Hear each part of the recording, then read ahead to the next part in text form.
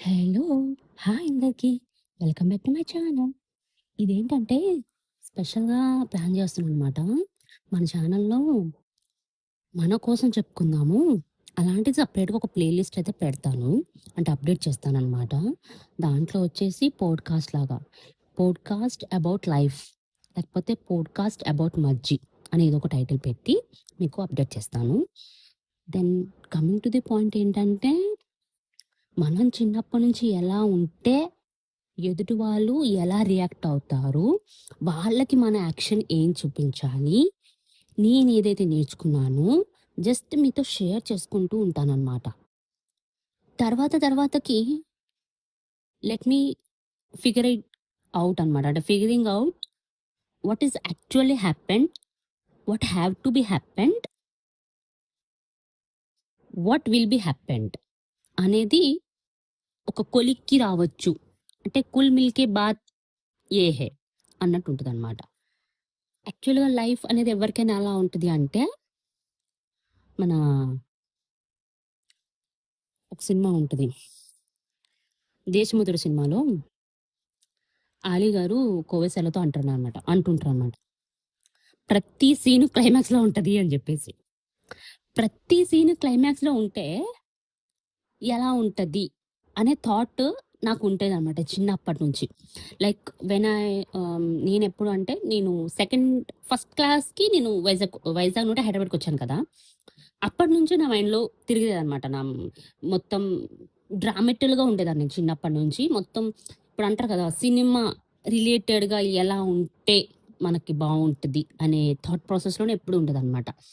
ఎప్పుడు కూడా నాకు బాధనిపిస్తే సినిమా, హ్యాపీ అనిపిస్తే సినిమా, బోర్ అనిపిస్తే సినిమా, ఆకలేస్తే సినిమా, ఎగ్జామ్ ఉంటే సినిమా.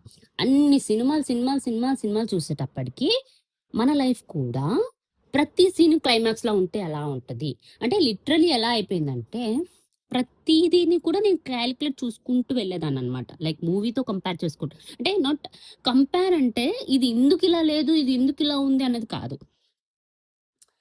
అదేగా చెప్పాడు మనకి మూవీలో డైరెక్టరు. ఇక్కడ గూడా అదే కనెక్ట్ అవుతుందేంటి? ఇదేనా కరెక్ట్ అయితే? లేకపోతే ఇలా అపోజిట్‌గా జరిగినా కూడా సినిమా తీసేస్తారా? ఇలా కూడా అయితే అలా కూడా అవ్వకుండా ఉండేదా? అని number of questions remains the same అనమాట. అంటే మైండ్‌లో ఎప్పుడు ఒకేలా తిరుగుతుండేవన్నమాట. తర్వాత అనిపిచ్చేది. ఆహా! ఓకే. మనం కొద్దిగా కొంచెం వేరేగా ఆలోచిస్తుంటాం అని చెప్పి అనిపిచ్చింది.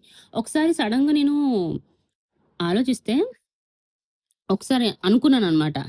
ఎవరికైనా మనము లైక్ అంటే కొన్ని డేస్ అయిపోయిన తర్వాత ఇప్పుడు ఫ్రెండ్‌షిప్‌లో కూడా మనము బ్రేకప్స్ ఉంటాయన్నమాట. ఇప్పుడంటే ఈ బ్రేకప్‌లు అంటారు కానీ, చిన్నప్పుడు మనకేంటంటే చిన్న చిన్న వాటి మీద ఫ్రెండ్‌షిప్‌లు కూడా గొడవలొచ్చేసేయి.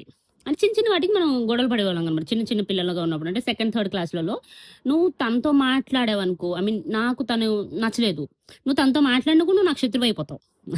ఆ టైప్‌లో ఉండేవి బ్రేకప్స్ మనవి. అంటే ఈవెన్ అంటే అప్పట్లో జెండర్ కేటగరీస్ గూడా ఉండేది కాదు.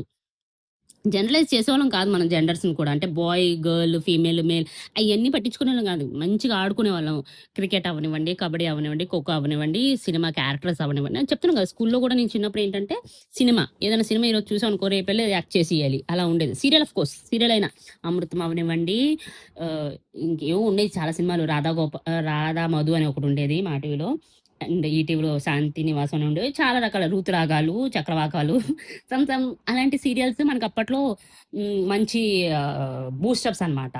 సో, అలా చూసుకుంటూ వెళ్తే ఈ బ్రేకప్స్ అనేవి ఎక్కువైపోయేవి. తర్వాత నాకనిపిచ్చేది నేనొకటనుకున్నాను మైండ్‌లో ఎవరికైనా ఎక్స్‌గా మాత్రం ఉండకూడదు. ఒక ఎగ్జాంపుల్‌గా అయితే ఉండాలి. That's good or bad. ఏదైనా అవ్వనివ్వండి. ఒక గుడ్ అవ్వనివ్వండి, బ్యాడ్ అవ్వనివ్వండి. But be an example is very simple. అది సింపుల్ చేసుకోవాలి. అంటే సింప్లిఫై చేసుకొని మనం వెళ్తూ ఉండాలి. అప్పుడు మనకొక లైఫ్‌లో ఒక పాయింట్ దగ్గర మనం ఆగి చూస్తే అంటే బ్యాక్ సైడ్‌కి చూస్తే మనం ఏదో సాధించాం అనే పాయింట్‌లో మనం ఫీల్ అవుతాం. లేకపోతే మన లైఫ్‌ని అచీవ్ అయినట్టు ఫీల్ అవుతామనమాట. లేకపోతే ఎండ్ అప్ చేస్తాం. అట్లా సంథింగ్ నేను అనుకుంటూ వెళ్ళేదాన్ననమాట. సో, నాకు ఆ పాయింట్స్ అన్నీ నచ్చేవి చిన్నప్పుడు. బట్ ఎవరికైనా చెప్పామనుకోండి, "నువ్వు ఇంత తెలివైన దానివా? లేకపోతే ఇంతే, ఇదేం బుర్రనేది, లేకపోతే ఇలా ఏంటి తయారయ్యావు. అంటే మనని తొక్కి ఎప్పుడు గూడా చిన్నప్పటి నుంచి అవ్వని, పెద్ద అవ్వనివ్వనండి ఒక మనిషికి ఇంకో మనిషి 99% తొక్కడానికే ట్రై జేస్తాడు. ఎవ్వడో ఒక్కరిద్దరు కొంచెం అరే! ఈడు గూడా మనలాగా ఆలోచిస్తున్నాడురా అని జెప్పి ముందుకెళ్తాం అనమాట. వాళ్ళతో కలిసి వెళ్తేనే మనం ముందుకెళ్తాం. సో, ఆ కేటగరీ నుంచి చూస్తే ఇలా కూడా రైట్ కదా! అంటే ఇలా కూడా చేస్తే కరెక్ట్ ఉంటది కదా! బట్ నాకేంటంటే జనాలకి చెప్పకూడదు. జనాలకి once we elaborate and describe all the things కదా! అప్పుడు మనం ఆటోమేటిక్‌గా జీరో అయిపోతాము. వాళ్ళది చేయడానికి అంటే అది సాధించడానికి మనం ఎలా పడితే అలా వెనక్కి లాగుతారనమాట. సో, ఎదుటి పర్సన్‌కి తెలియకూడదు. అండ్ మన లైఫ్ డిస్టర్బ్ అవ్వకూడదు. అండ్ మనం చేయాలనుకుంది చేస్తూ వెళ్ళాలి. ఎంత కష్టం తెలుసా ఈ ప్రాసెస్ అంతా. జస్ట్ సింపుల్ థింగ్సే. బట్ ఏంటంటే లైఫ్ చూడండి, మనకొక సినిమాలో చెప్తాడనమాట. 'ఈ నగరానికి ఏమైందిలో' లాస్ట్‌లో అభినవ్ అంటాడు ఒక డైలాగ్ హీరో తోటి. "ఈ రోజుల్లో ఓవర్ యాక్టింగ్ చేయడమే కష్టంరా. సింపుల్‌గా జీవించడం ఈజీ" అంటాడనమాట. అంటే ఈ రోజుల్లో అంటే, ఈ రోజుల్లో ఓవర్ యాక్టింగ్ చేయడం కష్టమైపోతుంది. అప్పట్లో ఓవర్ యాక్ట్ చేయడమే ఈజీ ఉండేది. అని అంత ఈజీగా చెప్పేసాడనమాట. నాకప్పుడు అనిపిచ్చింది కరెక్టే గదా! ఈ మంచిగా బతకడం గూడా కష్టంగా చేసేసారు ఈ రోజుల్లో అన్నట్టు అనిపిచ్చింది నాకు.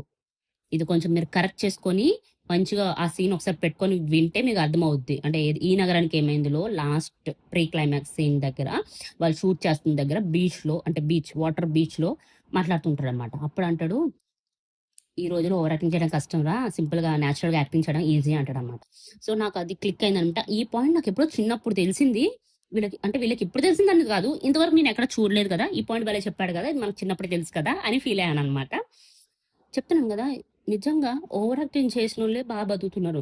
నిజంగా జీవించి బతికేటోళ్ళది కొంచెం అంటే జీవించి బతికినోళ్ళది "అరే! భలే యాక్ట్ చేస్తున్నావురా" అంటున్నారనమాట. సో, నేనప్పుడు అలా అనుకున్నాననమాట చిన్నప్పుడు. మనిషి బుర్ర చాలా డేంజరస్. ఈ డైలాగ్ గూడా ఎక్కడ విన్నానంటే, మన 'అవునన్నా కాదన్నా' సినిమాలో ఆహ్, ఎవరంటే ఉదయ్ కిరణ్ గారు చెప్తారన్నమాట సదఫ్ తోటి, హీరోయిన్ గారితోటి. అన్నిటికంటే చాలా ప్రమాదకరమైనది మనిషి బుర్ర. మనిషి అనుకుంటే చేయలేనిదంటూ ఏది ఉండదు. ఏది కూడా మనిషి అనుకున్నాడంటే చేయలేనిదంటూ ఉండదు అని చెప్పారన్నమాట. నాకు అక్కడ గూడా క్లిక్ అయ్యాను నేను. నిజంగే మనిషి బ్రెయిన్ ఎంత హార్మ్‌ఫుల్, ఎంత డేంజరస్ అంటే ఏదనుకున్నా చేయగలడు తను. ఒక పర్సన్ అంటే నేను ఐయామ్ నాట్ సేయింగ్ లైక్ ఒక అమ్మాయి బ్రెయిను, అబ్బాయి బ్రెయిను. It's a brain.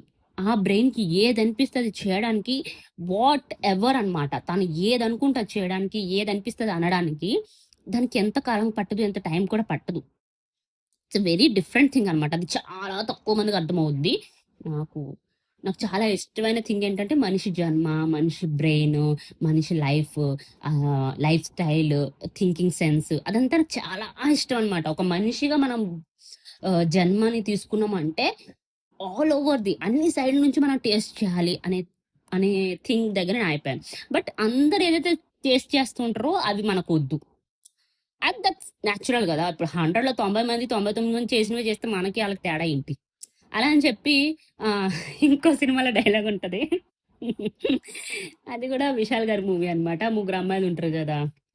అల్లుడు రమ్యకృష్ణకి ఒక అల్లుడు ఉంటే, ముగ్గురు కూతుర్లుంటారు, ముగ్గురు అత్తలుంటారు. అందులో అంటాడన్నమాట, అంటే "నువ్వు టాయిలెట్‌కి వెళ్లి చేతులు కడుక్కొని వచ్చేస్తావా" అనేసి. ఈ జోక్ మీకు అర్థమైతే కామెంట్ చేయండి.